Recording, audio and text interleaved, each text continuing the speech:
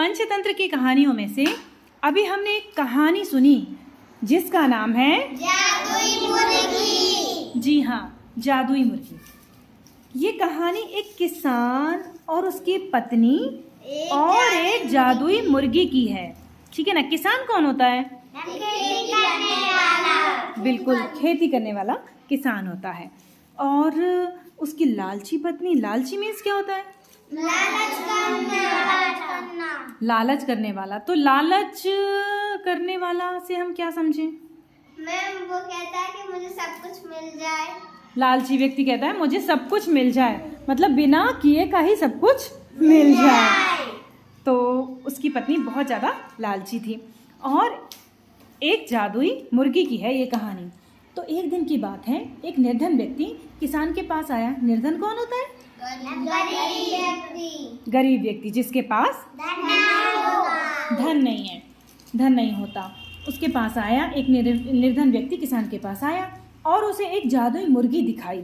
क्या दिखाई? जादुई मुर्गी। देखो, ये एक जादुई मुर्गी उसने दिखाई। अब क्या हुआ? मुर्गी के बदले किसान ने उस निर्धन व्यक्ति को एक चावल की बोरी दे दी। किसको दे दी चावल की बोरी? गरीब। हाँ, निर्धन व्यक्ति को, गरीब को। तो उसके बदले क्या लिया? एक जादुई मुर्गी ली। ठीक है।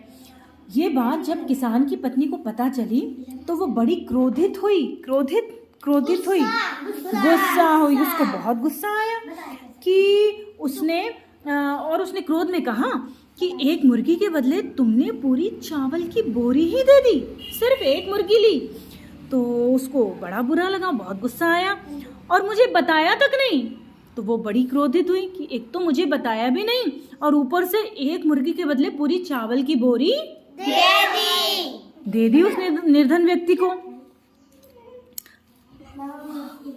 परंतु अगली सुबह उसका क्रोध शांत हो गया।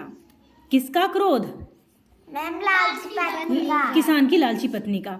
जब उसने देखा कि मुर्गी ने तो सोने का एक अंडा दिया है। क्या दिया? सोने का एक अंडा। किसने दिया? जादुई मुर्गी ने। जादुई मुर्गी ने एक सोने का अंडा दिया अगले दिन। तो उसका क्रोध शांत हो गया। जब उसने देखा तो एक सोने का अंडा दिया है। अगली सुबह भी उसे एक और सोने का अंडा मिला। यानी हर दिन वो सुबह उठती और